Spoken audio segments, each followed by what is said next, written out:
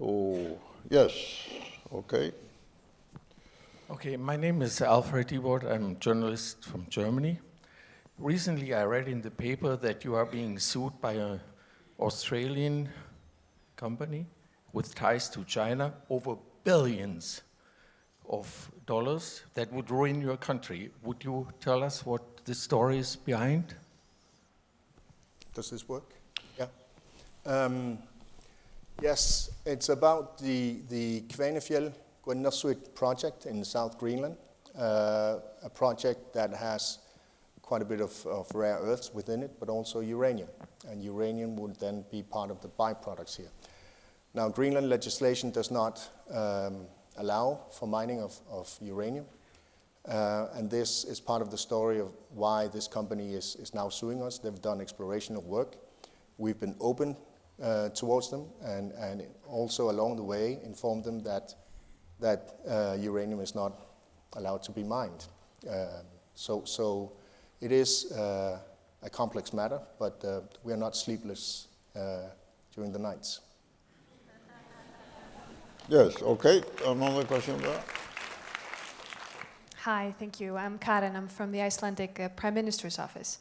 I wanted to ask you, because you are one of the countries that maybe experience climate change the most at home, and you are both a country of indigenous peoples and other Arctic people, what actions are you taking to ensure that your transition to a greener economy is just and fair for all the social groups in your country?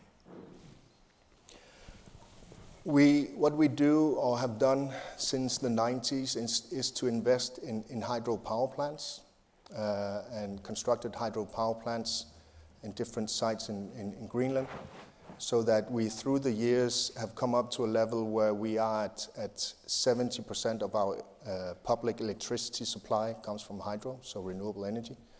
And we just decided also that we'll construct more, so within some years we'll get around 90% of our public electricity supply coming from renewable. And that is, of course, something that will benefit all of the population. And hopefully along the way in the future also give better prices for electricity and heating of houses. So that is the major thing.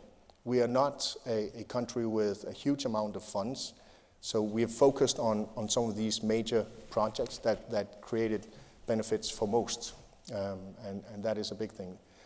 So, but we also had programs on trying to displace oil from heating of houses and so forth, but it's a process and it takes time.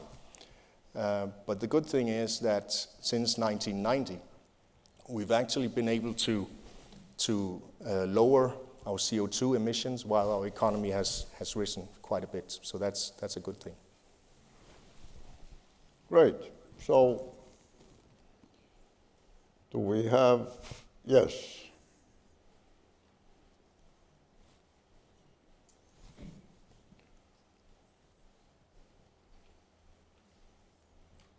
I congratulate you. Oh, I forgot to introduce myself. I'm Kristín Vala Ragnarsdóttir. I'm professor of Earth Sciences and Sustainability at the University of Iceland. I congratulate you to ban the mining of uranium because of your fear of polluting the water of the peoples of Greenland. But I'm curious to know whether you have been sued by this Australian mining company under the premises of the World Trade Organizations, because other countries have been sued through the World Trade Organization agreements. I do not have those details, but as I'm aware, no. I think Greenland and Denmark is a little bit part of this, has been pulled in unwillingly. It's not Denmark's responsibility, I think, but they've been pulled in. So there is right now a case going on, yes. But I can't say the details on which part of the legislation. We can look it up for you. Okay, so if there is a final question from the hall, we will we will take that.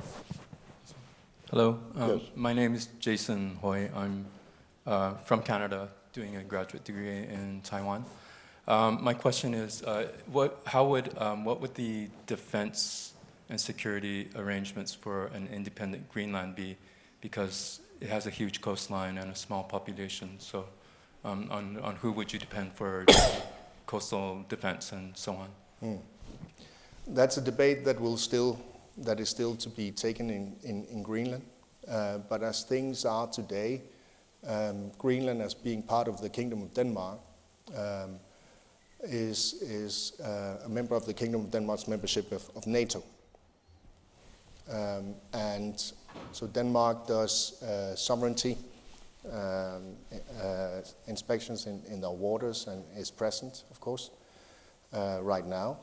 And then America, the US, has a military base in the high north, Bidufik Space Base, is a new name, and they guarantee for the defense of Greenland.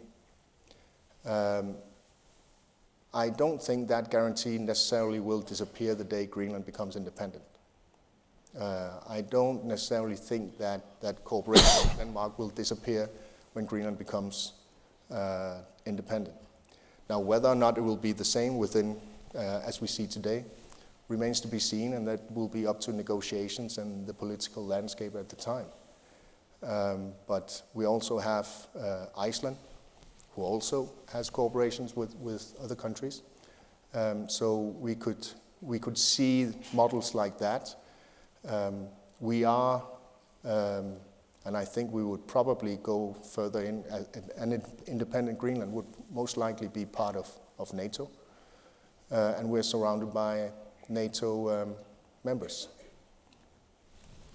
Okay, it will be fascinating to watch in the years to come. Thank you very much for being here with us. Give our greetings to your colleagues. And now we will move. Thank you.